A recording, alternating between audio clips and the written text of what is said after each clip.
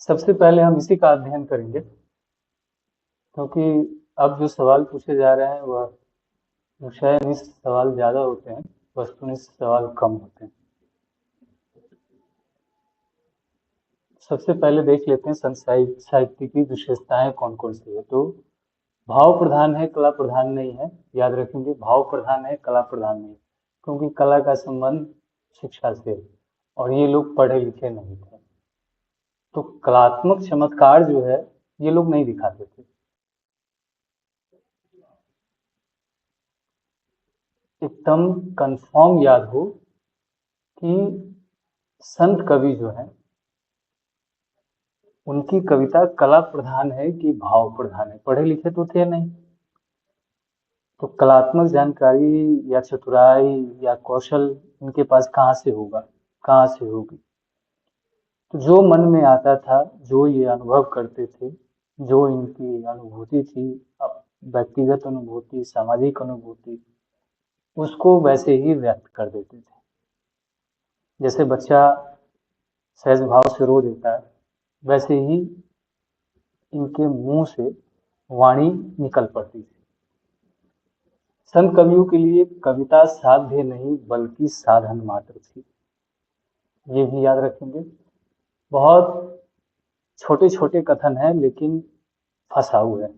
साध्य मात्र नहीं है बल्कि साधन मात्र है, क्या है? कथन तर्क वाले सवाल भी पूछे जाते हैं ना, पूछ लेगा ऐसे ही कि संत कवियों की कविता जो है वह साध्य नहीं है, साधन मात्र थी। तो जब नहीं समझे रहोगे तो फिर वहां पे दिक्कत होगी कि कथन सही है या फिर तर्क में इसको कुछ मॉडिफाई करके तोड़ मरोड़ करके कुछ और लिखेगा, फिर वहां दिक्कत होगी। तो एकदम रटा हुआ हो।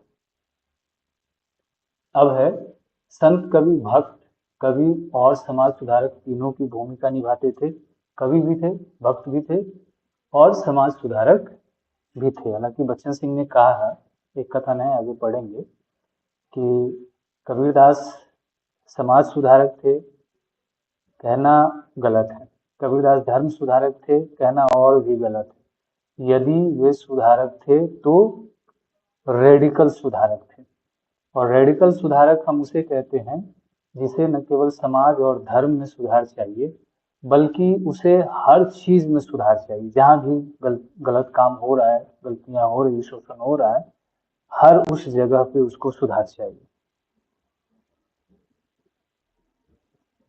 तो रेडिकल सुधारक उसे ही कहा जाता है। तो बच्चन सिंह ने कबीरदास को रेडिकल सुधारक कहा। ऐसा व्यक्ति, मुझे सफाई पसंद है, साफ हवा पसंद है।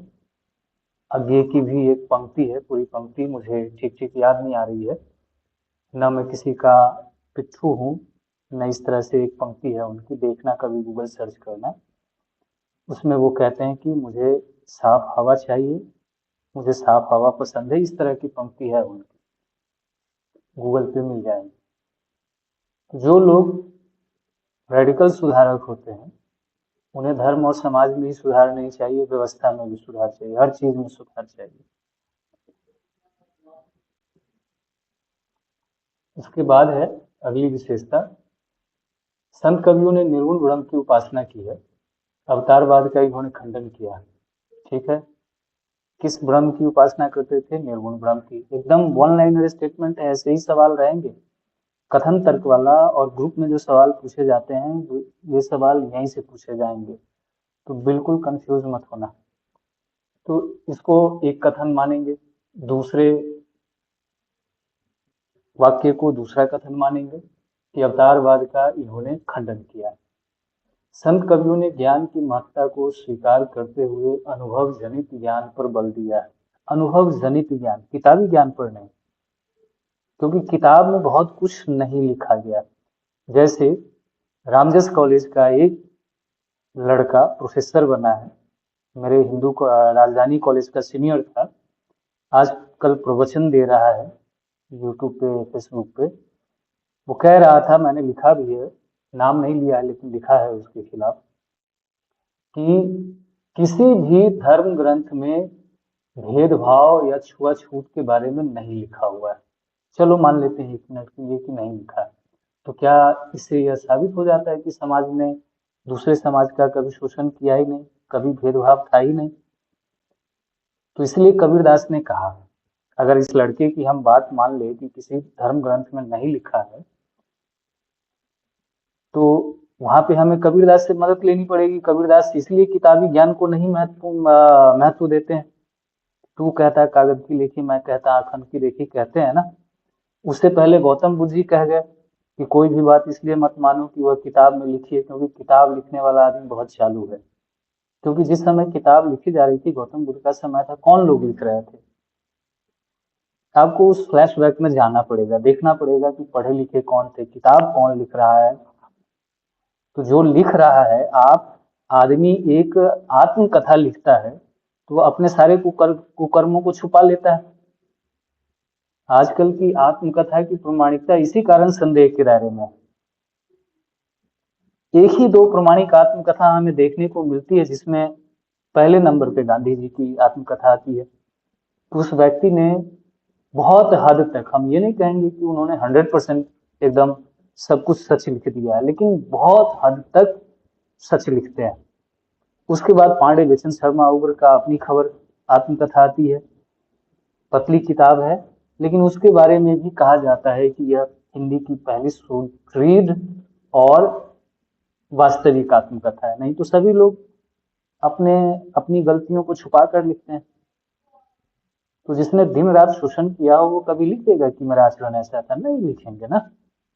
हमें तो प्रैक्टिकली देखना पड़ेगा। तो कबीरदास जो देख रहे थे वो लिख रहे थे, उसको फॉलो कर रहे थे, किताबी ज्ञान को फॉलो नहीं कर रहे थे, किताबी बात को फॉलो नहीं कर रहे थे। तो गौतम बुद्ध ने कहा कि कोई भी बात इसलिए मत मानो कि वह किताब में लिखी है, क्योंकि लिखने वाला वयोवृद्ध है। वयोवृद्ध का मतलब तुमसे उम्र दराज है, पढ़ा लिखा और होशियार भी है। तुम उस बात को तभी मानो जब तुम्हें लगे कि उस बात से तुम्हारे साथ साथ दूसरे का भी कल्याण हो सकता है। अपना कल्याण तो देखो ही, लेकिन उससे औरों का भी कल्याण हो सकता है। तो मानो, नहीं तो अपना दीपक स्वयं बनो। अप दीपो भव की जो हम बात करते हैं गौतम बुद्ध के संदर्भ में अक्सर, यह अप दीपो भव कब आया, किस संदर्भ में यह बात कही है गौतम बुद्ध ने? इसी संदर्भ में। तो इसलिए ये लोग ज्ञान को महत्वपूर्ण, किताबी ज्ञान को महत्वपूर्ण नहीं मानते थे, अनुभव जनित ज्ञान को महत्वपूर्ण मानते थे। आखन देखी बात पर ज्यादा विश्वास करते थे, किताबी ज्ञान पर विश्वास नहीं करते थे। रामानंद को ही देखो, मैंने रामानंद का भी संदर्भ कोट किया है कि रामानंद की एक पंक्ति है, जाति पाति पूछे नहीं कोई, हरि भजे हरि को भजे सो हरि का हो। तो सैद्धांतिक बात किताब में तो यही लिखी है, लेकिन क्या उस रामानंद ने कबीरदास को पहले स्वीकार किया था? नहीं किया ना, एक्सेप्ट ही नहीं किया, उसको अपना शिष्य ही नहीं बनाया। क्या कारण था नहीं बनाने का? एकमात्र कारण यह था कि शूद्र जाति से थे कबीरदास। तो कथनी और करनी में फर्क है। तो इसीलिए सैद्धांतिक बात और व्यवहारिक बात में बहुत फर्क है। अगर सैद्धांतिक बात के आधार पर आप समाज का मूल्यांकन करने लगोगे तो फिर बहुत पिछड़ जाओगे। एक तरह से कवर करने का काम करते हो, ढकने का काम करते हो। तो ये लोग उस सोच के कवि हैं। तो ध्यान रखना है, एक एक वाक्य अच्छे से याद करना। तो ज्ञान को उतना महत्व, किताबी ज्ञान को उतना महत्वपूर्ण नहीं मानते थे, अनुभव जनित ज्ञान को ज्यादा प्रमाणिक मानते थे। तो तू कहता कागज की लिखी, मैं कहता आखन की लिखी, ये याद रखना इस संदर्भ में। उसके बाद कबीर ने लिखा भी है, ये हो गया। संत कवियों ने गुरु की महत्ता को स्वीकार किया। गुरु पासे विमल में सो प्रधन्ना कोई, अभी हमने पहले पढ़ा, गुरु बिनु ज्ञान न पायला रे भाई। ये सब इनसे पहले भी बहुत सारे लोगों ने लिखा।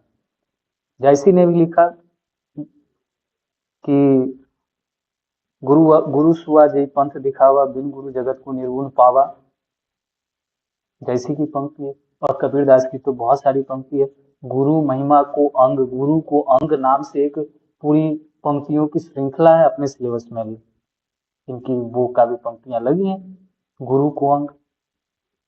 नेट के जो सिलेबस है उसमें गुरु को अंग वाले लगे हैं पद कुछ। तो उसमें देखो 10-12 पद तो गुरु को ही समर्पित है। गुरु गोविंदो खड़े हम लोग एक ही पद रटते रहते हैं, लेकिन जरा उन पदों में भी झांक करके देखना, पढ़ना। गाइड तो है ही अपने पास, कोई ना कोई गाइड तो है, उस गाइड में पद दिए गए हैं। हिंदी सेकंड पेपर के लिए कोई ना कोई गाइड, चाहे वो दृष्टि की हो या फिर अरिहंत की हो, तो एक गाइड जरूर रखना है अपने पास। ये हो गया, अब आगे है। ठीक है, मैं कहता ये हो गया। कबीरदास ने गुरु को गोविंद के समान बताया है। गुरु को अंग में इनकी काव्य पंक्तियां हैं। ठीक है, जायसी ने भी लिखा है, वही गुरु सुआ जो ही पंथ दिखावा, बिन गुरु जगत को निर्गुण पावा।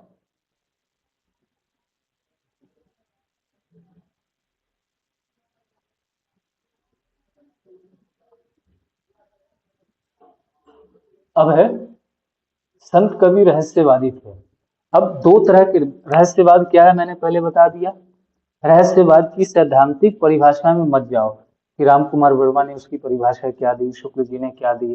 पहले खुद समझो कि रहस्यवाद है क्या। तो मैंने बता दिया कि अप्रस्तुत के प्रस्तुत होने का आभास होने लगे तो समझ लो रहस्यवाद है। आपको ईश्वर में विश्वास है, लेकिन ईश्वर आपके इर्द गिर्द है नहीं, लेकिन लगता है कि आपके आसपास ही है, रहस्यवाद है। किसी से प्रेम करते हो, प्रेमिका है नहीं आसपास में, लेकिन आपको लगता है कि वह हर क्षण जो है आपके पास ही है, मौजूद है किसी न किसी रूप में, रहस्यवाद है, चाहे वो स्त्री हो या पुरुष हो। तो यह रहस्यवाद है। कौन हो तुम जो दिल में समाये जाते हो, पहली नजर में अपना बनाए जाते हो। मैं अक्सर इस पंक्ति को कोट करता हूँ रहस्यवाद को समझाने के लिए या समझने के लिए, कि कौन दिल में प्रवेश कर रही है नहीं मालूम है, लेकिन कर रहा है नहीं मालूम, लेकिन कोई ना कोई है, जो है वही रहस्य। तो दो तरह के रहस्यवाद होते हैं, एक भावनात्मक, दूसरा साधनात्मक। तो साधनात्मक का संबंध ईश्वर से जोड़ लो। जैसे आप दिन रात कान्हा की पूजा करते हो, लड्डू गोपाल की पूजा करते हो, मेरी पत्नी बहुत पूजा करती है, अब उनके साथ साथ मुझे भी करना पड़ता है, किसी दिन वो नहीं कर पाती है तो मुझे भी पूजा करना पड़ता है। तो वो जो भक्ति है, आपको लगता है कि कान्हा महाराज आपके आस पास ही है, आप उनकी उपस्थिति वो महसूस करते हो, एकदम तन्मय होकर उनकी पूजा करते हो, वह साधनात्मक रहस्यवाद है। और किसी से प्रेम करते हो, वह व्यक्ति है नहीं पर्सन आपके पास में, लेकिन लगता है कि आपके हर रोम रोम में वही है, हर सांस में वही है, यह भावनात्मक रहस्यवाद है। सिंपल ऐसे ही समझो फिलहाल, और कुछ नहीं समझना है इसमें। तो दो तरह के रहस्यवाद हैं, भावनात्मक और साधनात्मक। तो कबीरदास तो चूंकि संत थे, प्रेम प्रेम की कविता तो लिखते नहीं थे, प्रेमी कवि थे जायसी, यानी सूफी कवि प्रेम मार्गी थे, उसे प्रेम मार्गी भी कहा गया। ये ज्ञानाश्रयी शाखा के हैं, वे प्रेमाश्रयी शाखा के हैं। तो प्रेम का ज्यादा वर्णन सूफी कवियों ने किया, ये तो साधनात्मक रहस्यवादी थे, भक्ति करते थे। लेकिन कहीं कहीं आपको प्रेम तत्व का निरूपण भी कबीरदास में देखने को मिलता है। तो वही कहा गया है कि कबीरदास में जो ये भावनात्मक रहस्यवाद आया, ये कहां से आया, तो सूफियों से आया, ये ध्यान में रखना है। तो वही लिखा है कि, कहीं लिखा होगा, यहाँ नहीं है तो याद रखेंगे, पेपर में पूछता है। जैसे 2018 में उत्तराखंड पीसीएस का पेपर हुआ था लेक्चरार का, मैं गया था देने के लिए, हरिद्वार में सेंटर था। तो उसमें पूछा था कि कबीरदास में जो भावनात्मक रहस्यवाद है, वह सूफियों के सत्संग का प्रसाद है। किसका कथन है? तो शुक्ल जी का। तो ये कथन रहता है, अभी आगे आएगा। तो भावनात्मक और साधनात्मक रहस्यवाद क्लियर हो गया। भक्ति विषयक रहस्यवाद, साधनात्मक रहस्यवाद, और लोक जीवन से जुड़ा हुआ जो रहस्यवाद है वह है लौकिक भी कह सकते हैं, लौकिक और अलौकिक। लोक जीवन से या लौकिक रहस्यवाद जो है वह भावनात्मक रहस्यवाद। अब बढ़ते हैं आगे।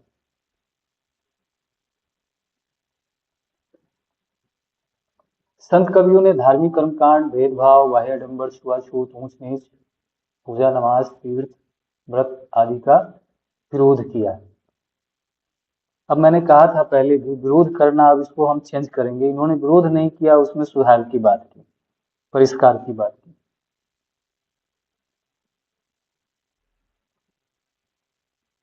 बच्चन सिंह का एक बहुत अच्छा कथन है, अभी आगे आएगा।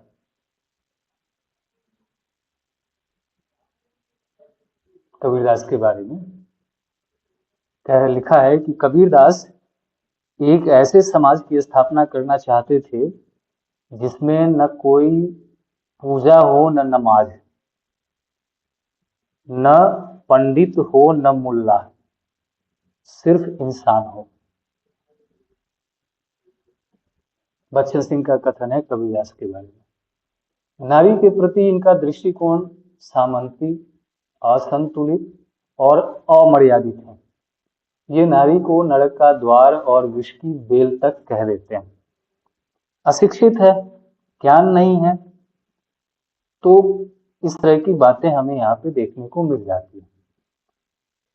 लेकिन बाद के आलोचकों ने इस नारी को माया का रूप देकर कबीरदास को बचाने की कोशिश की कि कबीरदास जिस स्त्री की बात कर रहे हैं वह दरअसल में माया है, और माया उनके साधना मार्ग के बाधक है। लेकिन बाधक नहीं भी मानो तो देखो, भक्ति काल के जितने भी चार मेन कवि है ना, ये कबीर हैं, जायसी हैं, तुलसी हैं, सूर हैं। अब सोचना, इन चारों कवियों में से सर्वाधिक दिनों तक स्त्री के साथ रहने का अनुभव किसका है? कबीरदास का है। क्योंकि जायसी शेरशाह सूरी के दरबार में ऐसे ही अकेले बैठे हुए हैं। सूरदास की तो कोई पत्नी नहीं है, कहा जाता है कि बाल बच्चेदार थे, लेकिन फिर भी स्त्री के साथ तो नहीं रहे।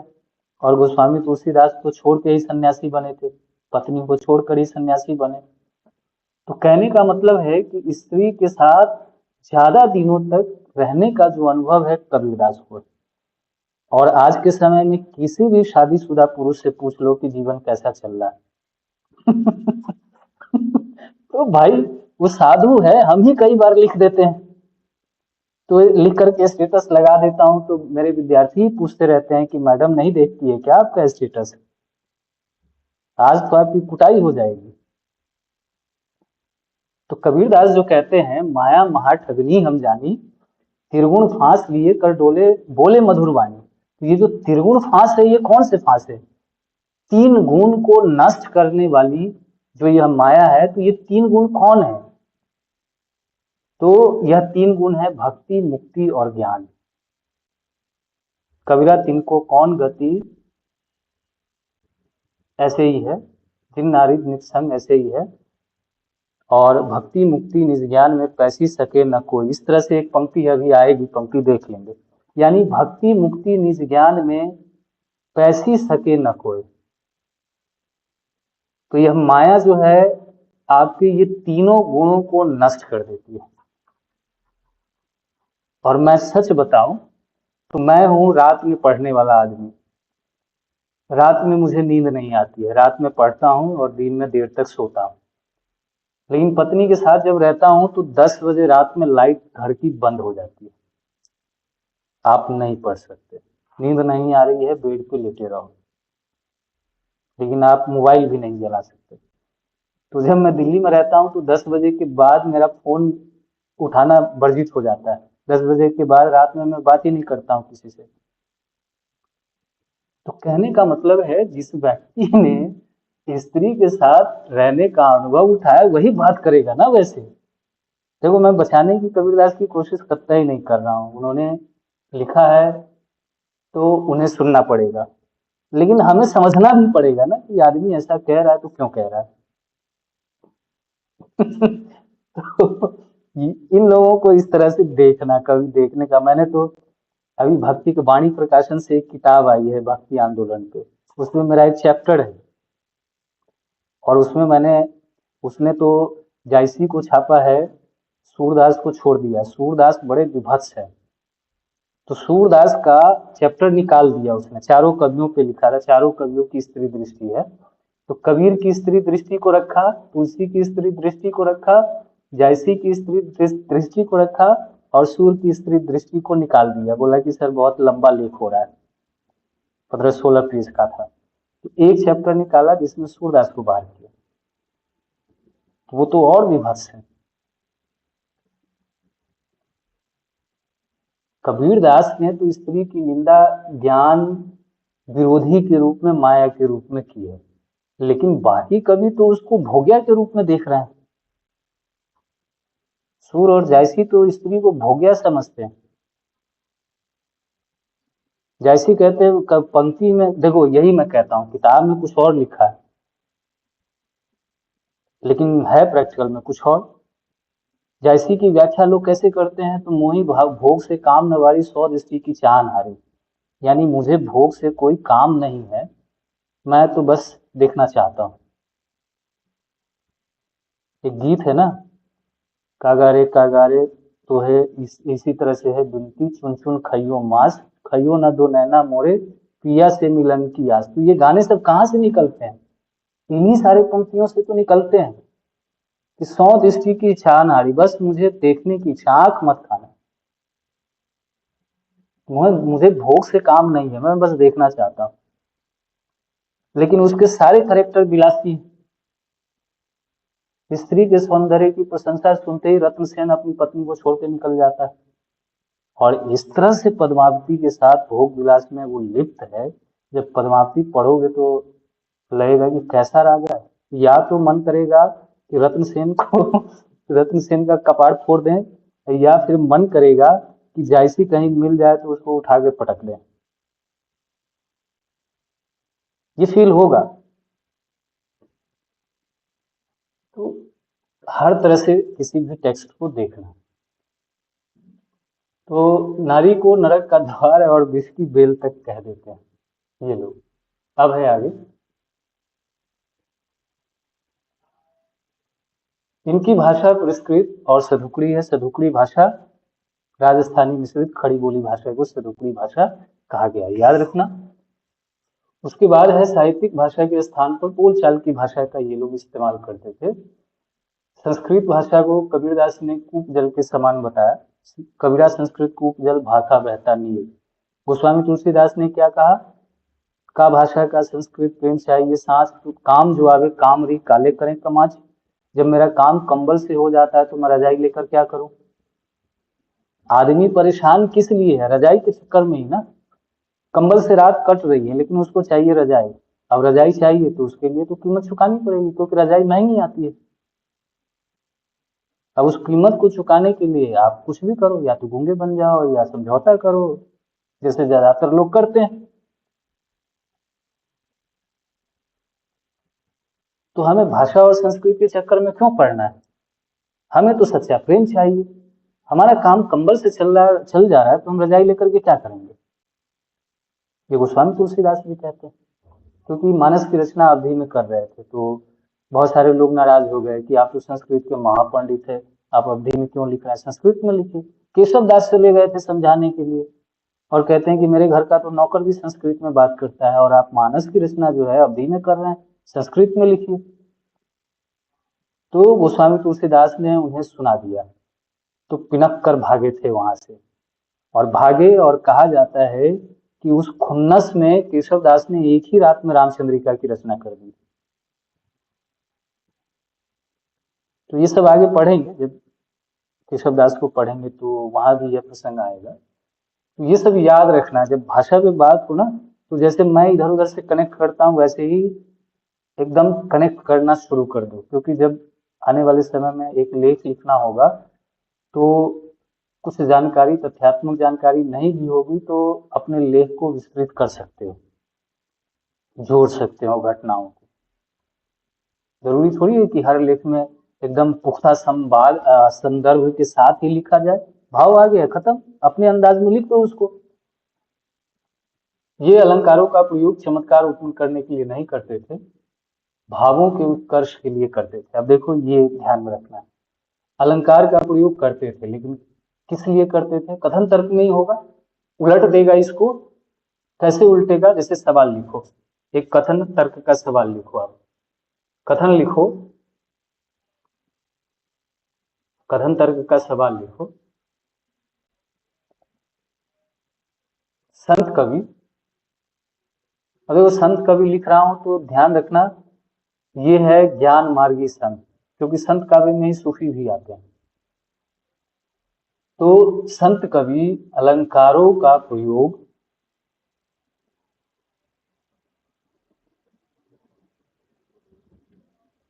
चमत्कार उत्पन्न करने के लिए करते थे। संत कवि अलंकारों का प्रयोग कविता में चमत्कार उत्पन्न करने के लिए या सीधा चमत्कार उत्पन्न करने के लिए भी लिख सकते हैं, वो तो अंडरस्टूड है ना, करते थे। अब तर्क में लिखो, तर्क में लिखो, क्योंकि क्योंकि इन कवियों का मानना था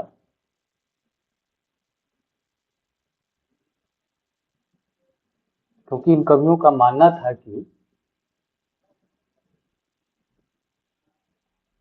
भावों के उत्कर्ष हेतु या उत्कर्ष के लिए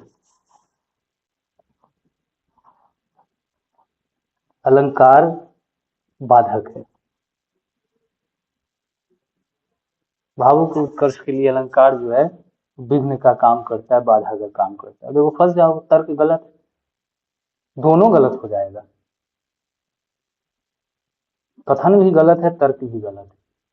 क्योंकि हमने कहा कि अलंकार का प्रयोग कविता में चमत्कार के लिए करते थे, गलत है, भावों के लिए करते थे। और कह रहे हैं कि भाव में अलंकार का प्रयोग करने से कविता खराब हो जाती है, वो भी गलत है।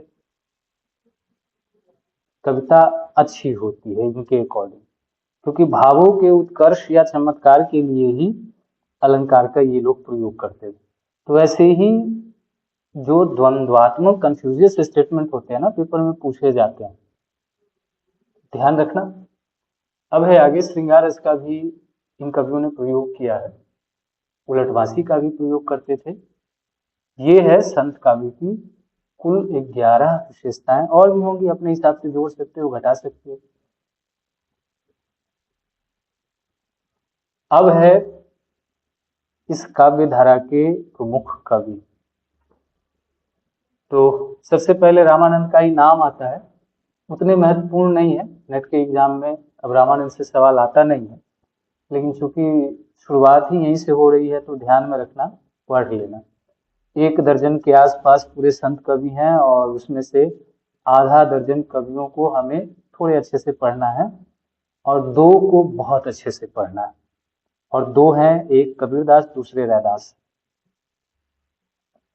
2 कवि हैं जिनको बहुत ढंग से पढ़ना है, बाकी को हम जरूर संज्ञान में रखेंगे कि ये कवि हैं, इनकी ये रचनाएं हैं और इनकी ये पंक्तियां हैं। तो काव्य पंक्तियां बहुत अच्छी अच्छी है संत काव्य में। काव्य पंक्तियां कबीर और रैदास को छोड़कर बाकी कवियों ने भी बहुत अच्छी अच्छी लिखी हैं, अभी आएगी काव्य पंक्तियां, देखेंगे।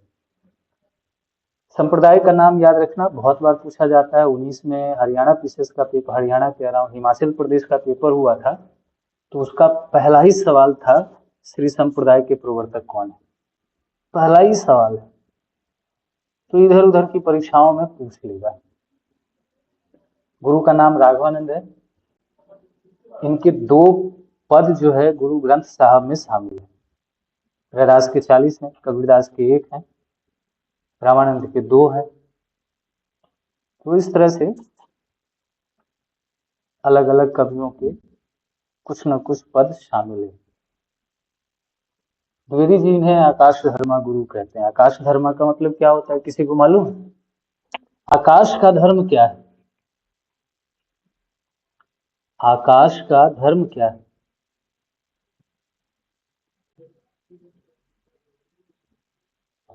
रामानंद को आकाश धर्मा गुरु कहा गया है।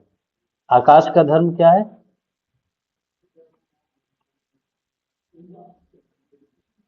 आकाश का धर्म है कि सबके सिर पर वह एक समान धरा हुआ है, किसी से भेदभाव नहीं करते हैं।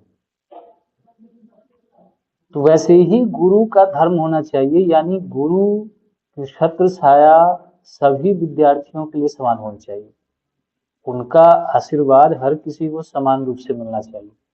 उनके लिए कोई बड़ा छोटा ऊंच नीच नहीं होना चाहिए, सब पर समान कृपा करे। उसे हम कहते हैं आकाश धर्म गुरु। आकाश धर्म का मतलब यह नहीं है जिसका हृदय बहुत आकाश जितना बड़ा हो, नहीं। वो अपनी छतरी के नीचे पूरे विश्व को, पूरे देश को, समाज को, लोगों को एक समान रखता है। अब है प्रमुख रचनाएं। तो रचनाएं उतनी महत्वपूर्ण नहीं है, छोड़ भी दोगे तो चलेगा, फिर भी देख लेते हैं। वैष्णव वैष्णव मताब्द भास्कर है, श्री रामाचरण पत्ती, योग चिंतामणि, राम रक्षा स्तोत्र, आनंद भाष्य, यह इनकी रचनाएं। अगली जानकारी महत्वपूर्ण है, यहाँ से कई बार सवाल पूछा गया। उत्तर तोतादरी से संत काव्य जब पढ़ो तो उत्तर तोतादरी का प्रसंग याद रखना। यहाँ से सवाल पूछता है कि उत्तर तोतादरी का संबंध किससे है, किसने इसकी स्थापना की, किस गुरु से इसका संबंध है। तो लिखा, रामानंद के शिष्य अनंता दास और अनंता दास के शिष्य कृष्णदास पहाड़ी हुए, और पहाड़ी ने ही जयपुर के निकट गलता नामक स्थान पर।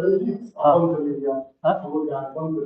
अच्छा अच्छा, ठीक, एक मिनट दरवाजा बंद कर लेता हूँ।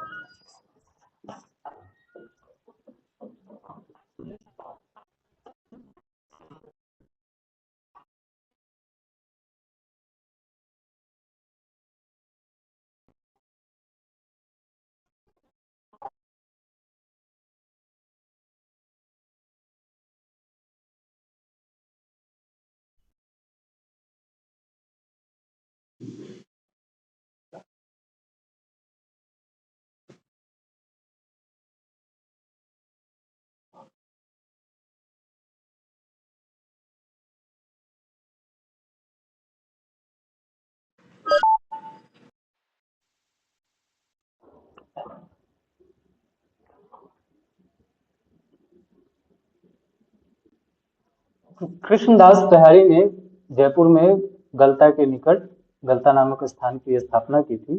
इसे ही बाद में उत्तर तोतादरी, उत्तर भारत का उत्तर तोतादरी कहा गया। तो इसे याद रखना, बहुत फेमस है, बहुत बार पूछा गया, पूछ लेता है। बाकी शाखा है, तपसी शाखा, इसको छोड़ देंगे, अभी आगे पढ़ेंगे।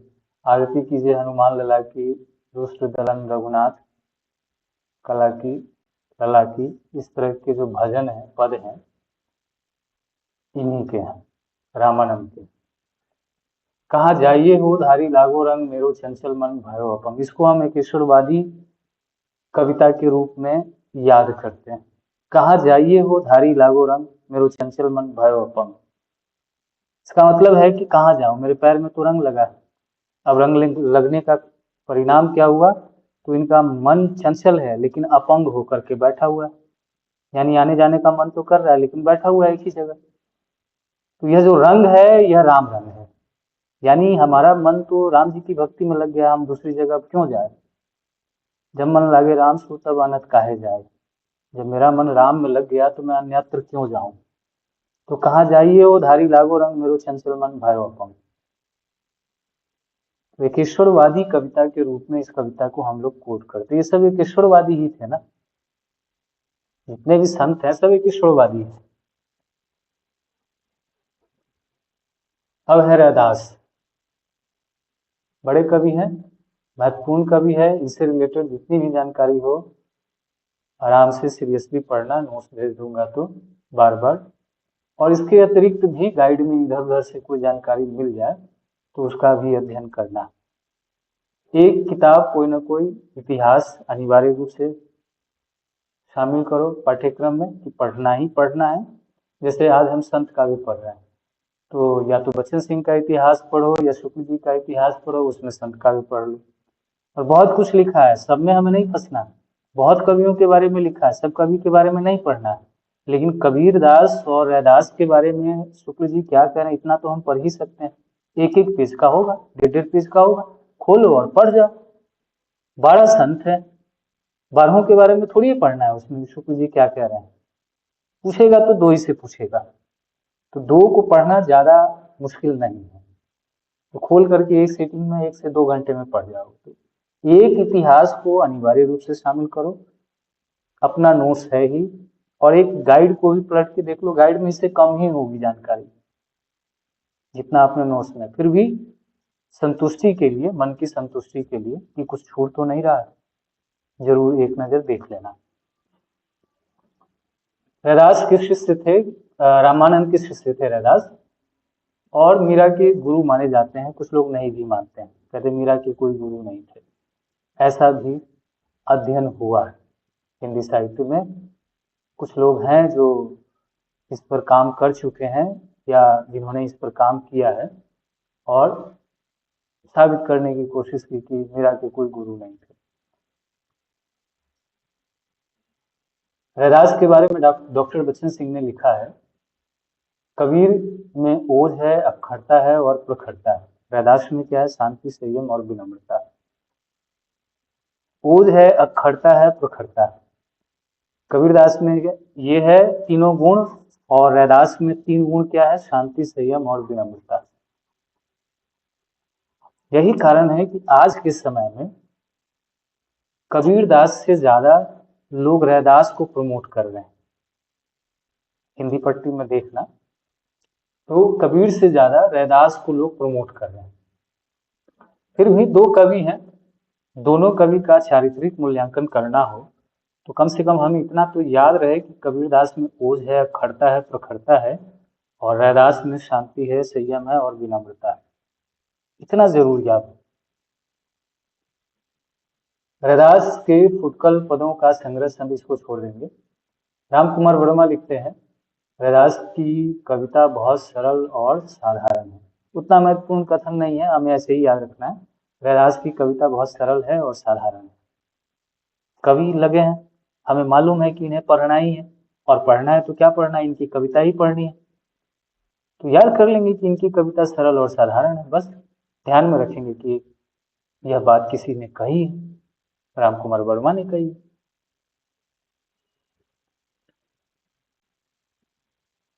गरीबदास ने लिखा है, गरीबदास अपने समय के लगभग कवियों पे छोटी और बड़ी टिप्पणी की है। गरीबदास इनके बारे में क्या लिखते हैं? रैदास रंगीला रंग है, दिए जनेऊ तोड़। रंगीला रंग है, दिए जनेऊ तोड़। इन्होंने जनेऊ का एक तरह से विरोध किया, और जनेऊ का तात्पर्य किससे है आपको पता है।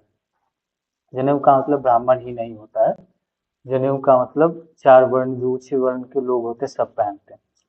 तो उन छुआछूत को उन्होंने नहीं माना, जनेऊ को तोड़ दिया। तो जब भी मैं इसको पढ़ता हूँ, रैदास रंगीला रंग है, दिए जनेऊ तोड़, तो एक फिल्म है मिथुन चक्रवर्ती की नाराज, और नाराज फिल्म में प्रेमचंद की कहानी है ठाकुर का कुआं। ओम प्रकाश वाल्मीकि की कविता है ठाकुर का कुआं। शायद खेत हमारा ये हमारा और कुआं ठाकुर का, या ऐसे ही कुछ करके पंक्ति है ना। लेकिन हम प्रेमचंद की कहानी को याद रखते हैं, ठाकुर का कुआं। उस कहानी का असर उस फिल्म में दिखाई देता है। 2 मित्र हैं, मिथुन चक्रवर्ती शूद्र परिवार से होता है, अतुल अग्निहोत्री ब्राह्मण होते हैं। दोनों मित्र होते हैं, लेकिन है तो सामंती परिवार से अतुल अग्निहोत्री, और इनके फैमिली के लोग शूद्रों का शोषण करते हैं। तो गांव में अकाल पड़ा हुआ है, किसी को पीने के लिए पानी नहीं है। जितने भी शूद्र हैं, झोपड़ी में रहते हैं, उनको पीने के लिए पानी नहीं मिला। जमीन खोदकर गंधाला मैला मिट्टी में सना हुआ पानी पी रहे हैं। तो पानी के लिए वह जमींदार, अतुल अग्निहोत्री के पिता जमींदार हैं, उनके घर के बाहर बहुत बड़ा तालाब है, उसमें से गांव वाले रात में पानी चोरी करने जाते हैं। तो पंडित जी देख लेते हैं कि गांव वाले जो है पानी चुरा के ले जा रहा है, तो विरोध नहीं करता है, किसी को डांटता नहीं है। अगले दिन क्या करता है, उस पानी में जहर मिला देता है, और जहर मिलाने का परिणाम ये होता है कि आधा गांव साफ हो जाता है शूद्रों का। अगले दिन मातम पसर जाता है वहां। मिथुन चक्रवर्ती को पता चल जाता है कि ये किसने किया।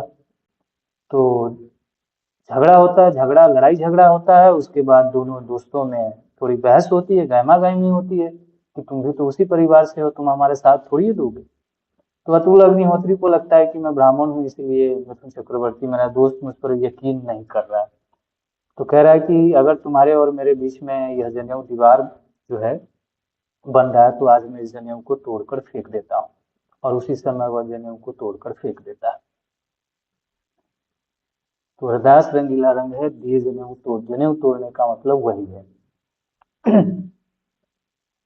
अब है आगे,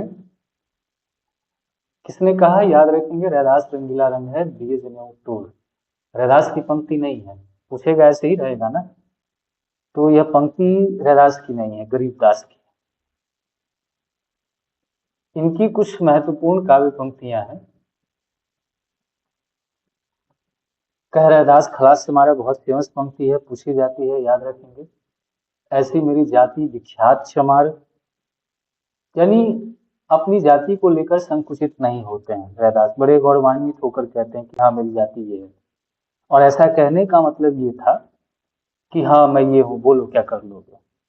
ये नहीं था कि हाँ मेरी जाति सर ये है।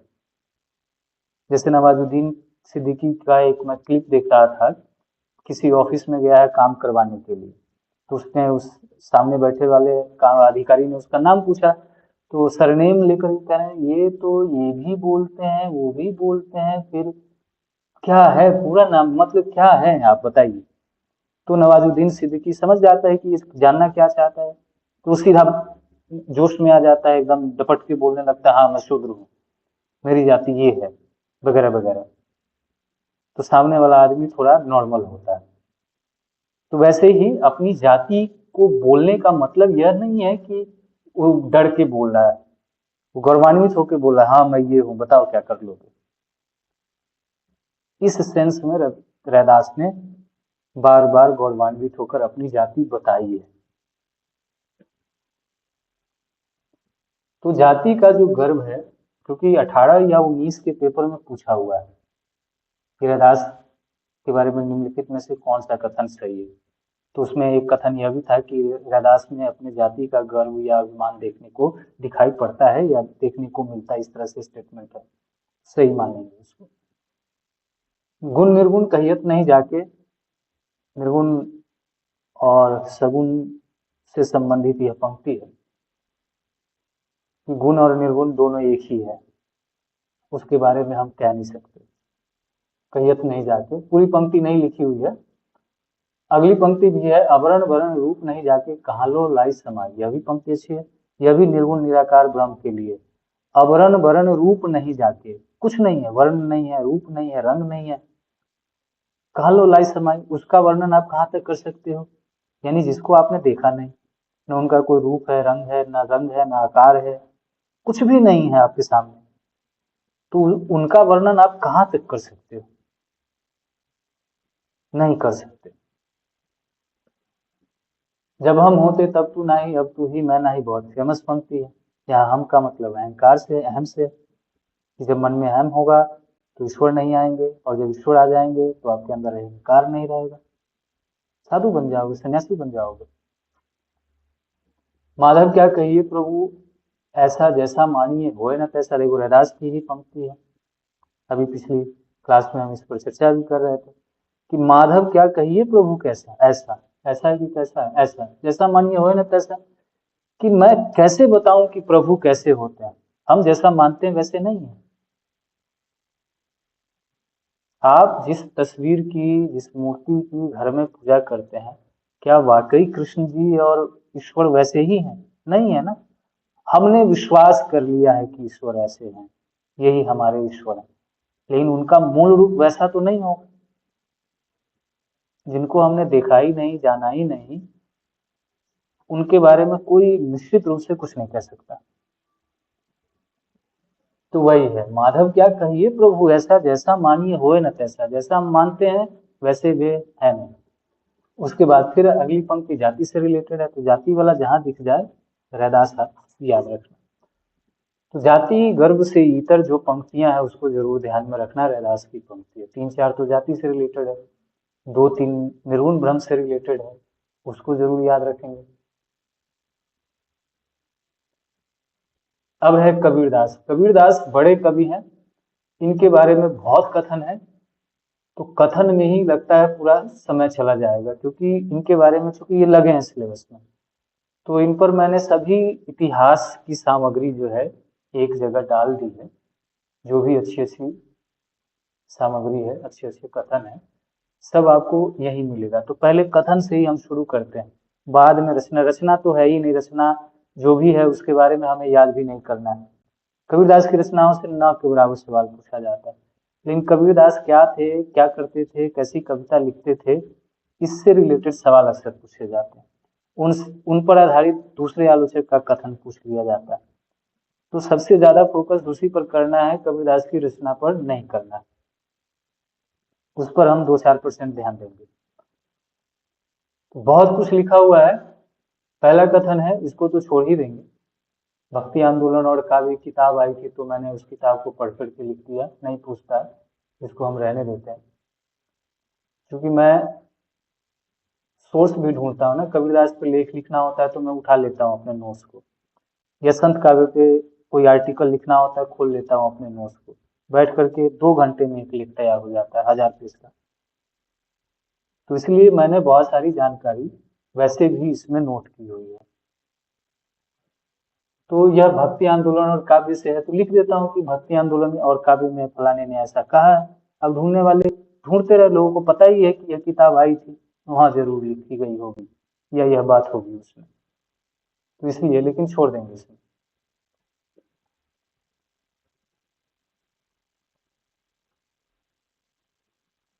स्त्रियों के संबंध में तुलसी के विचार पूरा है और मोती है राम का मर्यादा पुरुषोत्तम होना। राम मनोहर लोहिया एक राजनैतिक महापुरुष का स्टेटमेंट है। कोट करते हैं लोग, जब गोस्वामी तुलसीदास पर बात होती है ना, और जब उन पर दलित शोषण का आरोप लगता है, तो एक दलित व्यक्ति के स्टेटमेंट से उसको साफ करने की लोग कोशिश करते हैं कि भाई राम मनोहर लोहिया भी तो दलित चिंतक ही थे, वो भी प्रशंसा करते हैं रामचरितमानस की, और तुम कह रहे हो कि रामचरितमानस में शूद्रों के साथ व्यवहार सही नहीं किया गया। तो इस तरह से ऐसे विद्वानों के स्टेटमेंट को रखा जाता है जो है तो शूद्र, लेकिन उस पर काम किया है और उसको अच्छा ग्रंथ बताया है। तो उसी संदर्भ में इस कोटेशन को भी कोट लोग करते हैं। तो स्त्रियों के संबंध में तो यह कूड़ा है। पूछ लेगा कि स्त्रियों के संबंध में तुलसीदास के विचार कूड़ा है, किसने यह बात कही है? तो लोहिया जी। हालांकि 2 तरह की स्त्री होती है, देखो मैंने भी मानस पे पीएचडी की है, तो 2 तरह की स्त्रियां होती हैं। खल पात्र और अच्छे पात्र जो हैं वो केवल पुरुषों में ही नहीं होते हैं ना, दोनों योनि में होते हैं। तो मातृ प्रकृति के कारण, मैंने तो लिखा है कि मातृ प्रकृति के कारण आप स्त्रियों को सभी दोषों से मुक्त नहीं कर सकते। ठीक है वह जननी है, लेकिन जननी होने से ही उनके सारे अपराध क्षम्य नहीं हो जाते। अगर गलती करती है तो उसको उसकी सजा मिलेगी,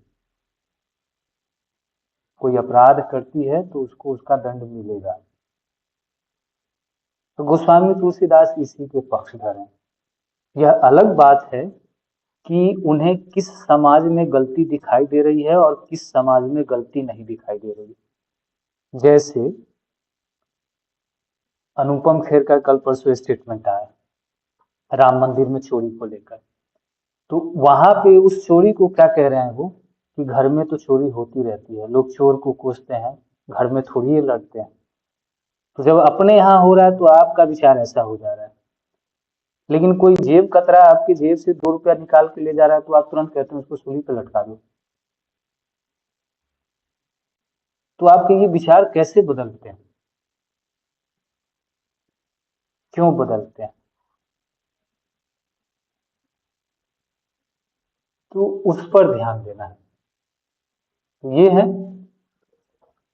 अब है तो वही है, मानस में दोनों तरह की स्त्रियां हैं, इसलिए जो जैसी है उसके बारे में गोस्वामी तुलसीदास वैसे ही लिखते हैं, आप ऐसे मान करके चलो। कबीरदास सिकंदर लोदी के समकालीन थे। सिकंदर लोदी ने कबीरदास पर बहुत अत्याचार किया था, तो उस अत्याचार का वर्णन किसमें मिलता है? तो लिखा है अनंता दास कृत कबीर परिचय में मिलता है। ये भी बड़े जीवट व्यक्ति थे, अमर होकर आए थे कबीरदास। कबीरदास को मैं मृत्युंजय कबीरदास कहता रहता हूँ बराबर, क्योंकि इस व्यक्ति को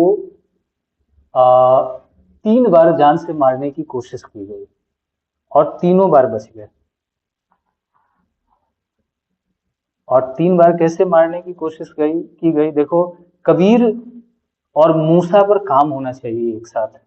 अगर कोई इस पर काम करना चाहे, लेख लिखना चाहे, तो आप लोग लिखो कबीर और मूसा, ईसा पीर न मूसा पीर सबसे बड़ा है पैसा पीर। तो जो मूसा है, यहूदियों का, गुलामों का जो सबसे बड़ा मसीहा मूसा, उसकी कहानी और कबीरदास की कहानी थोड़ी बहुत मिलती जुलती है, सिमिलर है एक सेंस में। हर सेंस में मैं नहीं कह रहा हूँ, एक सेंस में। और वह सेंस यह है कि मूसा को भी नील नदी में बहा दिया गया था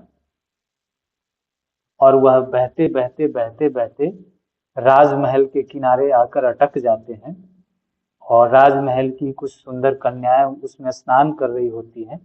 उनकी नजर उस पर पड़ती है और उठा करके ले जाती है महल में और पाल पोस करके बड़ा करती है मूसा को। कबीरदास के साथ भी यही हुआ, बस उसके परिवार की कहानी अलग है। क्योंकि कबीरदास के बारे में बताया जाता है कि विधवा स्त्री की संतान है वो, तो लोक लाज से बचने के लिए उस बच्चे को टोकरी में रखकर माँ ने नदी में छोड़ दिया। तो वह बहते बहते एक किनारे लग जाते हैं जहाँ स्नान कर रही है उनकी पत्नी, जो बाद में बनती है। उनकी नजर पड़ती है और उन्हें, नहीं, नीरू और नीमा, धोबी, मैं गलत कह रहा हूँ, उसकी माँ धोबी का काम करते थे जो उन्हें पाल पोस कर बड़ा करते हैं। तो नदी किनारे कपड़ा धो रहे थे अपना, तो उनकी नजर उन पर पड़ती है, तो दोनों उठाकर ले जाते। दोनों निसंतान होते, कोई संतान होती नहीं है, तो उन्हें लगता है कि भगवान ने उनकी प्रार्थना सुन ली, उनकी गोद भर दी। वही पाल पोस करके बड़ा करते हैं। तो वो है, तो बस बैकग्राउंड जो है उनका यही है कि यह एक विधवा स्त्री की संतान है। और मूसा का बैकग्राउंड यह है कि मूसा के समय में जो रोमन शासक थे, रोमन शासक यहूदियों को और जो बाकी लोग थे, मजदूर लोग, उनका बहुत शोषण करते थे, दबा करके प्रताड़ित करते थे। तो किसी ने भविष्यवाणी कर दी कि जैसे अपने कृष्ण लीला में है ना, कंस अत्याचारी है, अत्याचार कर रहा है, और किसी ने भविष्यवाणी कर दी कि कुंती के जो 8वें पुत्र होंगे वही तुम्हारे मौत का कारण बनेगा। अब यह सुन करके उसको जेल में बंद कर देता है कि न रहेगा बच्चा और न हमारा अंत करेगा। जेल में बच्चा होगा तो जेल में ही मार देंगे उसको, तो उसको कैद कर लेता है और प्रत्येक बच्चे को मारता भी है। लेकिन 8वां बच्चा जो है हाथ से उड़ जाता है, निकल जाता है, और वही उसके मौत का कारण बनता है। वैसे ही किसी ने कह दिया रोमन शासक को कि जिसको तुम प्रताड़ित कर रहे हो ना, उसी घर में ईश्वर जो है पैदा होंगे, पैदा ले लिया है। उसने कह दिया कि उस घर में ईश्वर ने पैदा ले लिया है और वही बच्चा आगे चलकर तुम्हारी मौत का कारण बनेगा। तो रोमन सैनिक शासक ने क्या किया, पूरी बस्ती के जितने भी नवजात शिशु थे सबको मरवा दिया कि न रहेगा बच्चा, न आगे चलकर मुझे मारेगा। तो उसकी माँ जो है उस बच्चे को बचाने के लिए एक टोकरी में रखकर नदी में बहा देती है, नील नदी, जिसे हम गंगा के नाम से जानते हैं। और संयोग देखो, वह बच्चा बहते बहते बहते बहते उसी रोम शासक के महल के आसपास आकर अटक जाता है जिसने यह फरमान जारी किया था कि सारे बच्चे को मार दो। और वह बच्चा उसी घर में पल बढ़ करके बड़ा होता है। लेकिन बड़ा होने के बाद पता चल जाता है उसको कि मेरा बैकग्राउंड कहाँ से है, मैं उन्हीं लोगों को प्रताड़ित कर रहा हूँ, क्योंकि रोमन घर में पैदा हुआ, बड़ा है, तो इनके संस्कार बचपन से वैसे ही हो गए। तो ये भी मजदूरों का शोषण कर रहे हैं, जबरदस्ती काम करवा रहे हैं, लेकिन अंदर से थोड़े सॉफ्ट हैं। उनका नेचर बाकी रोमन सैनिकों या शासकों की तरह क्रूर नहीं है, बहुत पोलाइट बिहेव करते हैं मजदूरों के साथ। धीरे धीरे उन्हें पता चल जाता है कि मेरा बैकग्राउंड भी यही है। तो वह रोमन शासक का विरोध करता है और रोमन शासक उसको मारने के लिए फरमान जारी कर देता है कि इसको ढूंढ करके मार दो। तो मूसा जी भाग जाते हैं। वही मूसा जी भाग रहे थे तो समुद्र रास्ते में पड़ जाता है। तो समुद्र से कैसे रास्ता मांगा? राम जी ने भी समुद्र से रास्ता मांगा। तो वो कहानी कैसे एक दूसरे से कोरिलेट करती है। मूसा ने भी समुद्र में रास्ता बनाया। कैसे बनाया? समुद्र में लाठी मारी, समुद्र का पानी दो भागों में बट गया, बीच में रास्ता बन गया और मूसा चले गए। समुद्र पार करते ही फिर समुद्र में पानी जो है भर गया, तो इधर का सैनिक उधर नहीं जा पाया, मूसा की जान बच गई। कहानी यही है। फिर कुछ साल के बाद मूसा लौटते हैं और फिर उस अत्याचारी शासक से अपनी प्रजा को मुक्ति दिलाते हैं। कहानी ये है। बढ़ते हैं आगे। तो मृत्युंजय है, 3 बार मारने की कोशिश की गई। एक बार बचपन में, हालांकि माँ ने सोचा कि मारने के उद्देश्य से तो नहीं डाला होगा, लेकिन हम ये कहते हैं कि क्या गारंटी थी कबीरदास नहीं मरते, मर भी सकते थे। तो एक प्रयास वो था। दूसरा प्रयास, जब हिंदू धर्म का और मुस्लिम धर्म का विरोध करने लगे कबीरदास, तो एक मौलवी ने सिकंदर लोधी से जाकर शिकायत कर दी कि कबीरवा बहुत फड़फड़ा रहा है, उसको कुछ सबक सिखाओ। तो सिकंदर लोधी पकड़ के ले गया और हाथ पर बांध करके उसको हाथी के सामने धकेल दिया ताकि हाथी उसे कुचलकर मार दे। लेकिन हाथी नहीं मारता। तो दूसरा प्रयास ये है। फिर उसने कहा कि ठीक है, अब एक काम करो, इसका हाथ पैर ऐसे ही बंधे रहने दो और ले जाकर किसी नदी में फेंक दो। अब उसको वैसे ही ले जाकर के नदी में फेंक दिया गया। तो नदी से तो 2 बार जिंदा निकले कबीरदास। एक बार माता पिता ने उसको बचाया, जो उनके बाद में माता पिता बने, और एक बार उस लड़की ने उन्हें बचाया जो आगे चलकर उनकी पत्नी बनी। ये कहानी है। तो 3 बार इन्हें मारने की कोशिश की गई और अंत में देखो, मृत्यु का स्थान व्यक्ति खुद चुनता है। मगहर चले जाते हैं अंत समय में, काशी छोड़कर। तो उन्होंने मृत्यु का स्थान भी स्वयं चुना कि हमें कहाँ मरना है, कब मरना है। कब मरना है यह तो उनके हाथ में नहीं था, लेकिन कहाँ मरना है इसका निर्णय लेना उनके हाथ में था। तो मगहर चले गए अंत समय, जीवन भर काशी में रहे, लेकिन मृत्यु के समय मगहर चल गए। जो काशी तन तजे कबीरा, तो राम ही कहा निहोरा रे। सब याद रखना, ये सब बहुत काम की चीज है। कबीरदास ने प्रसूत सूफी मुसलमान फकीर शेख से शिक्षा ली थी। अब देखो, रामानंद के शिष्य बताते हैं, लेकिन शिक्षा किससे ले रहा है? मुस्लिम कवि से। इसका मतलब है कि किसी हिंदू ने इन्हें पढ़ाया नहीं होगा। कबीर के गुरु कौन है ये याद रखना, अंदर ज्यादा नहीं जाएंगे। यही इनके दीक्षा गुरु थे।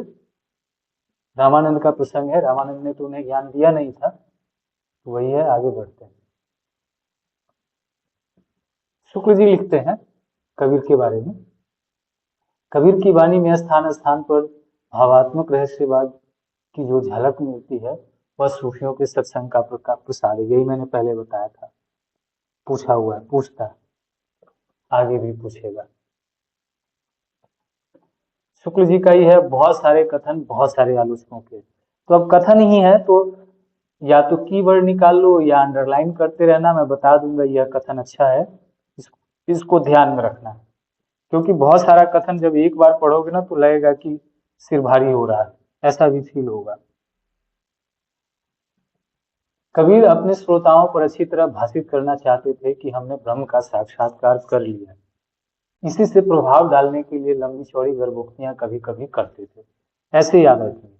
शुक्ल जी को लगता है, कबीरदास के बारे में कहते हैं कि कबीरदास को लगता था कि उसने ब्रह्म को देख लिया, इसीलिए बड़ी बड़ी डींगे हाँका करते थे। ऐसे ठेठ में याद रखो।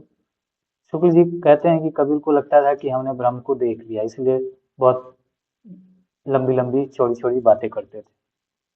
एग्जैक्ट कथन रखने की जरूरत नहीं है, इसको व्यवहारिक रूप से याद करो, सैद्धांतिक रूप से मत याद करो, तो याद रहेंगे कथन। किसने कहा? शुक्ल जी ने।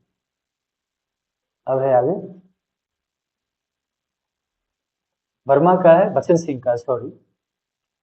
कबीर का प्रादुर्भाव एक घटना है, हिंदी भक्ति काव्य का प्रथम पुरस्कर्ता, इसको याद रखें। बच्चन सिंह ने हिंदी भक्ति काव्य का प्रथम पुरस्कर्ता किसे माना है? तो वहाँ रामानंद का भी नाम होगा, रैदास का भी होगा, कबीरदास भी होगा, एक और किसी संत का नाम डाल देगा।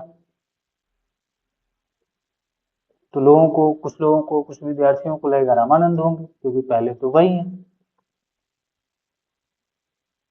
बच्चन सिंह किसको मानते हैं, यह एकदम क्लियर हो। हिंदी भक्ति काव्य का प्रथम पुरस्कर्ता, केवल इतना ही रख दो, कबीरदास है। बच्चन सिंह ने कहा हिंदी भक्ति काव्य का प्रथम पुरस्कर्ता कबीरदास। अब है आगे। बच्चन सिंह लिखते हैं, कबीर के व्यक्तित्व में वह ताकत थी, इसको छोड़ देंगे। बच्चन सिंह का ही है, कबीर के जीवन काल में ही सवर्ण हिंदुओं तथा मुल्ला मौलवियों ने उनकी बहुत दुर्दशा की, जीते जी ही। तो यह भी समझने वाला है, इसको याद नहीं रखेंगे, छोड़ देंगे। अगला कथन है, बौद्ध सिद्धों की अपेक्षा कबीरदास नाथ पंथियों से ज्यादा प्रभावित थे, इसको ध्यान में रखें।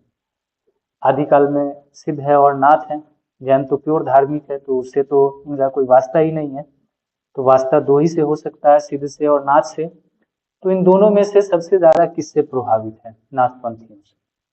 नाथपंथी भी एक ईश्वरवादी थे, ये भी एक ईश्वरवादी। अगला कथन बहुत महत्वपूर्ण है, देखो इसी की मैं बात कर रहा था अभी कुछ देर पहले। यह कथन है कि यह कहना कि कबीर समाज सुधारक थे गलत है, यह कहना कि कबीर धर्म सुधारक थे और भी गलत है। यदि सुधारक थे तो रेडिकल सुधारक। अब रेडिकल सुधारक क्या है मैं पहले बता चुका हूं। उसके बाद रेड स्टेटमेंट को पढ़ेंगे, बाकी को छोड़ देंगे। लिखा वे ऐसे समाज की स्थापना करना चाहते थे जिसमें न कोई हिंदू हो, न मुसलमान, न पूजा हो, न नमाज, न पंडित हो, न मुल्ला, सिर्फ इंसान हो। ये है कबीरदास की मेन फिलॉसफी, बच्चन सिंह के अकॉर्डिंग याद रखें। तो कबीरदास पर जब भी काम करो तो समाज सुधारक, धर्म सुधारक का प्रसंग तो आता ही आता है। तो हमें बच्चन सिंह जरूर याद आने चाहिए उस समय कि कबीरदास कैसे व्यक्ति थे, क्या चाहते थे। तो उन्हें एक अच्छी सोसाइटी चाहिए थी जिनमें सब मनुष्य हो, कोई ऊंच नीच, हिंदू मुस्लिम पंडित और मुल्ला ना हो। कथन अच्छा है, कबीरदास की फिलॉसफी को समझने के लिए बहुत माकूल कथन है, याद रखेंगे। सामंती जड़ता को तोड़ने का जितना काम अकेले कबीरदास ने किया उतना किसी और ने नहीं किया, ये भी बच्चन सिंह का। तुलसी बड़े कवि हैं, उनका सौंदर्य बोध पारंपरिक और आदर्शवादी है। कबीर का सौंदर्य बोध अपारंपरिक और यथार्थवादी, दोनों का अंतर है। दोनों के सौंदर्य बोध में अंतर है, कबीर के सौंदर्य बोध, तुलसी के सौंदर्य बोध। उनका सौंदर्य बोध पारंपरिक और आदर्शवादी है, इनका सौंदर्य बोध अपारंपरिक और यथार्थवादी है, ये याद रखेंगे। यही फर्क हमें थोड़ा बहुत देखने को मिलता है प्रगतिवादी और छायावाद और प्रयोगवाद में। छायावाद क्या है, प्रयोगवाद क्या है, तो उसका एक अंतर, बड़ा अंतर जो है दोनों में यही है कि छायावादी आदर्शवादी कविता है और प्रयोगवादी यथार्थवादी कविता। तो वही बात यहाँ हो रही है, तुलसी आदर्शवादी है, ये यथार्थवादी। उनका सौंदर्य बोध पारंपरिक है, इनका अपारंपरिक। तो छायावादी आदर्शवादी कविता है और प्रयोगवादी कविता यथार्थवादी कविता। ये एक मूल अंतर है, दो अंतर और है, जब हम पढ़ेंगे तब उस पर बात करेंगे।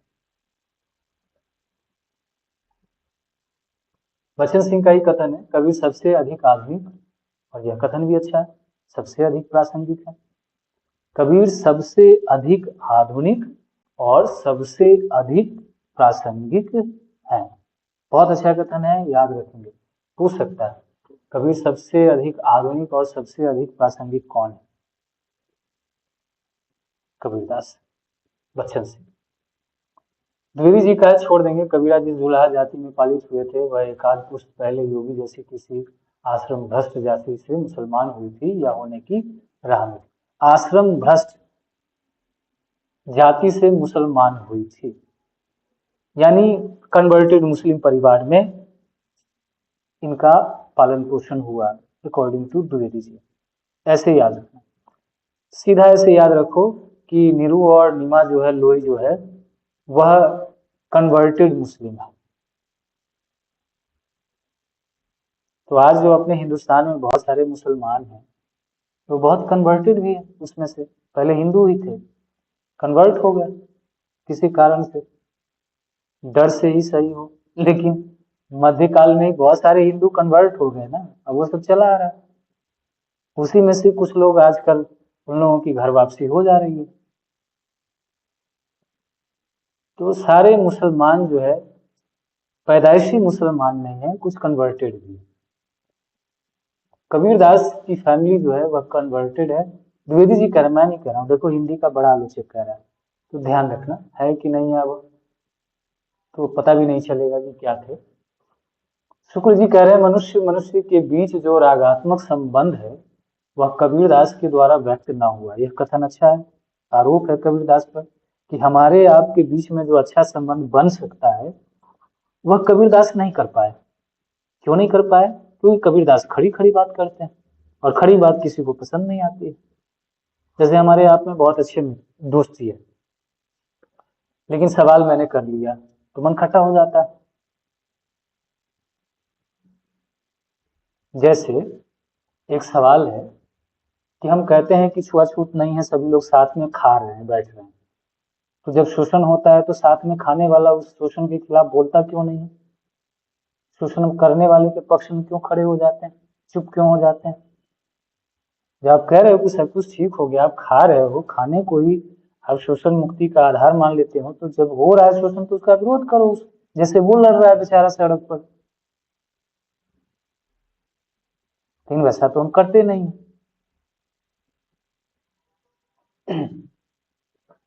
तो जो खड़ी खड़ी बात करता है उसको समाज पसंद नहीं करता। शुक्ल जी के अकॉर्डिंग मनुष्यों के बीच में जो रागात्मक संबंध होते थे वह संबंध स्थापित करने में कबीरदास फेल हो गए। अपने नित्य जीवन में जिस हृदयाभास का अनुभव मनुष्य कभी कभी किया करता है, उसकी अभिव्यंजना कभी से ना हुई। तो यह एक आरोप जैसा है, ध्यान में रखेंगे। एक कथन और देख लेते हैं।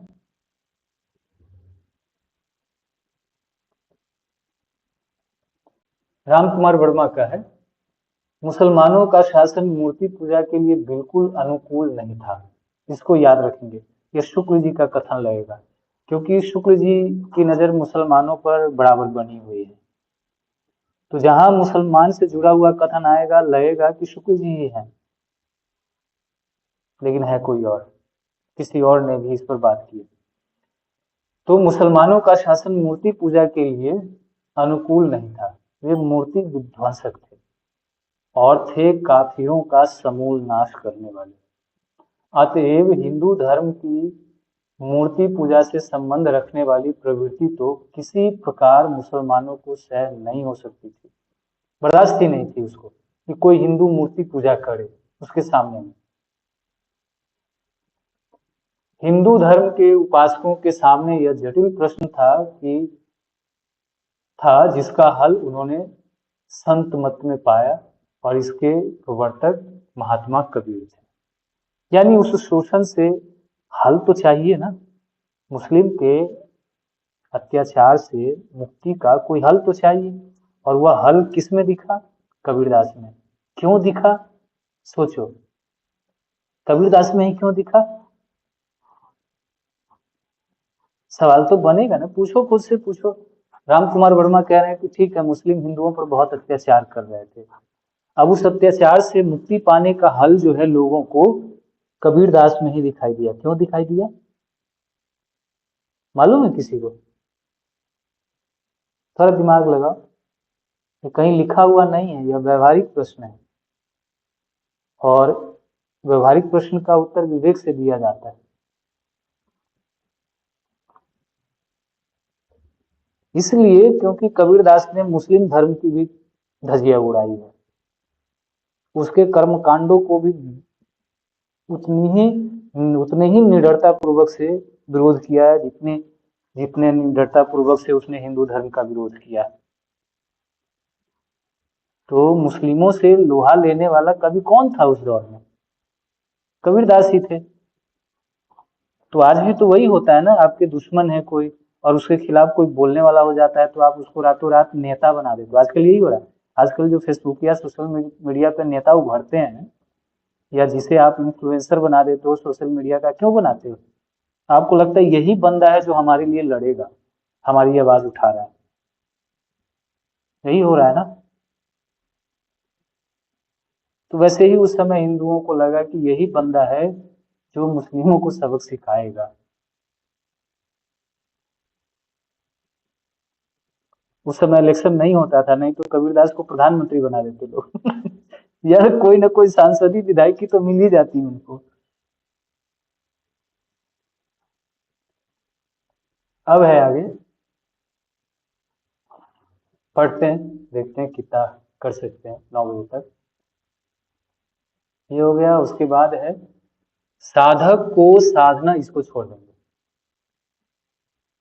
राम कुमार वर्मा का है, संत मत में भक्ति और साधना की चरम अभिव्यक्ति है। तो जो बोल्ड है ना, बोल्ड कथन, कोशिश करना बोल्ड कथन को ध्यान में रख सको।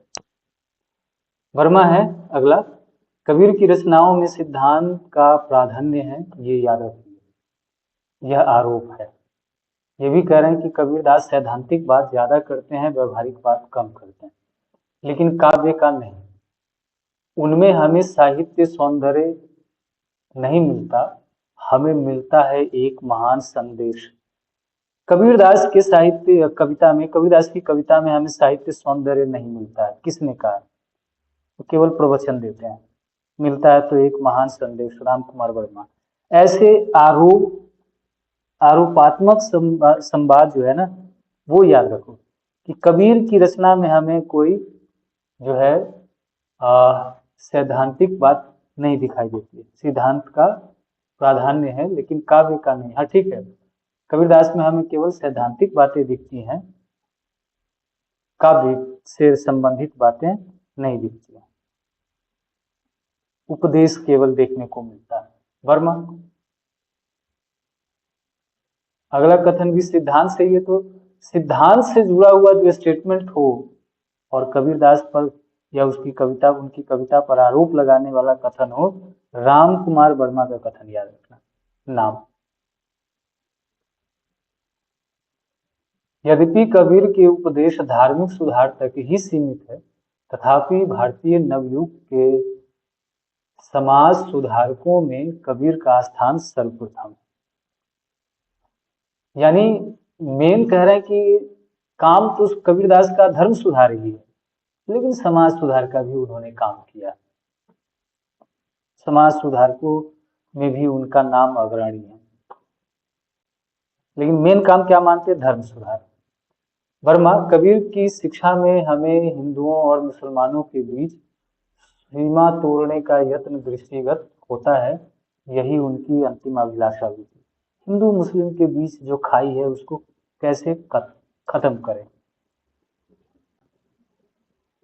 कबीर ने निश्चय किया कि हिंदू मुस्लिम विरोध का कारण क्या है? उसका अंधविश्वास है। धर्म का मार्ग संसार के कृत्रिम भेदभाव से बिल्कुल अलग है। अरे वो धर्म नहीं करता है, कहता है कि एक दूसरे से घृणा करो, लड़ो, मरो। अंधविश्वास के कारण हम एक दूसरे से लड़ते हैं। अब तो धर्म ने और भी अलग अलग रूप धारण कर लिया। अगर कोई कहा जाए, जैसे इमेजिन करो, चूंकि हम लोग साहित्य के व्यक्ति हैं, कल्पनाशील व्यक्ति हैं, और नहीं है तो होंगे, सोचेंगे कुछ ना कुछ नई चीजें सोचते रहेंगे। तो अगर धर्म की तस्वीर बनानी हो, जैसे हमने राम जी की तस्वीर बना ली, कृष्ण जी की तस्वीर बना ली, वैसे ही हम धर्म को एक देवता के रूप में, पार्टिकुलर व्यक्ति के रूप में हम डिफाइन करें और उसकी एक तस्वीर बनाए, तो कैसी तस्वीर बनेगी?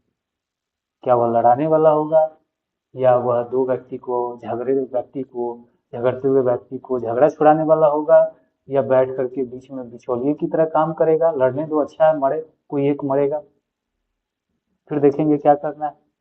कैसा कैसा करेक्टर होगा धर्म का, कितने रूप होंगे उसके। धारण नहीं थी धर्म, जो धारण करते हैं वो धर्म है। ऐसी बहुत सारी परिभाषाएं संस्कृत के विद्वानों ने दी है कि जो हम धारण करते हैं वो हमारा धर्म है। हिंदू मुस्लिम हमारा धर्म नहीं है। अभी हमारा धर्म है बैठ करके पढ़ना, तो अभी हम विद्यार्थी धर्म का निर्वहन कर रहे हैं। घर में माँ ने कहा कि जरा एक गिलास पानी दे दो, तो आप पानी देने जा रहे हो, तो आप पुत्र धर्म का, संतान धर्म का फर्ज निभा रहे हो। तो धर्म की भूमिका तो बदलती रहती है ना, वो धर्म है एक्चुअल में। फिर ये धर्म कौन सा है? तो जो लोगों के बीच लड़ाने का काम करता था उसको दूर करने का, कम करने का काम कबीरदास ने किया। तो हिंदू मुस्लिम में भेद का कारण कबीरदास क्या मानते थे? अंधविश्वास। कि अंधविश्वास के कारण लोग आपस में लड़ते हैं। परमा कही है, भक्ति भाव के आंदोलन द्वारा भगवान के सामने समभाव का आदेश तो रामानंद ने ही रख दिया था, भी दिया था, पर जाति विभाग और ऊंच नीच भाव के एकीकरण का साहस कबीर से पहले किसी ने भी नहीं किया था। देखो, भक्ति के लिए द्वार तो रामानंद ने भी खोल दिए, लेकिन समाज में ऊंच नीच भेदभाव छुआछूत है, इसको मिटाने का, दूर करने का काम किसने किया? सबसे पहले कबीरदास ने। राम कुमार वर्मा ने लिखा है, यही कथन पढ़ेंगे आज। धर्म के नाम पर किए गए अत्याचार का विरोध जनसाधारण की भाषा द्वारा समाज को जागृत करने में कबीरदास का स्थान सर्वप्रथम है। लोगों को जागरूक करने में। अब शोषण किसका हो रहा था? शोषण जिसका हो रहा था वे पढ़े लिखे नहीं थे। अब आपको उसको समझाना है कि भाई तुम्हारा शोषण हो रहा है, तो आप अंग्रेजी में बोलोगे उसके सामने में, तो काम थोड़ी बनेगा। आज के समय में राहुल गांधी की कमजोरी का एक बड़ा कारण यह भी है कि जनता से कम्युनिकेशन के मामले में कनेक्ट नहीं हो पाते हैं, और मोदी जी इस मामले में माहिर है। आप जहां जा रहे हो, आप उस वहीं की जनता की भाषा में बात करो ना, तो देखो वह आदमी कैसे आपको सुनता है। उसको लगता है कि आप उसके बीच के हैं, आप उसकी भाषा, उसके कल्चर को अहमियत दे रहे हो बड़े मंच से। आज आप कुछ लिखते हो, मैंने एक गाना बनाया, 10 लोगों को कहा कि भाई इसको लाइक कर दो, कमेंट कर दो, तो हमें भी खुशी होती है ना कि कोई प्रमोट कर रहा है।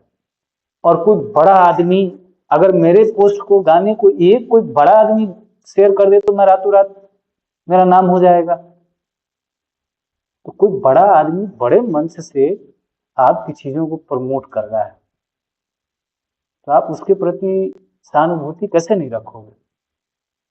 ये एक बड़ा कारण है जो मैं देख रहा हूं। बाकी और भी कारण होंगे। इलेक्शन का मामला क्या है सभी लोग जानते ही हैं, लेकिन हम उस पर बात ही नहीं करेंगे। लेकिन एक बड़ा जो कारण है ना, वह कम्युनिकेशन गैप है जनता का लोगों के बीच में। तो कबीरदास चूंकि उन लोगों के पक्ष में बोलना चाहते थे जिनका शोषण हो रहा है, और जिनका शोषण हो रहा है सब अशिक्षित थे। तो अशिक्षित के सामने संस्कृत भाषा नहीं चलेगी, वो जानते भी नहीं थे वो। और उस समय भाषा यही सब चल रही थी, अवधी, ब्रज, संस्कृत, सदुकड़ी। तो उन्हीं की भाषा में बात करते थे कबीरदास। ये है, आज इतना रहने देते हैं, बाकी फिर कल पढ़ेंगे, ठीक है।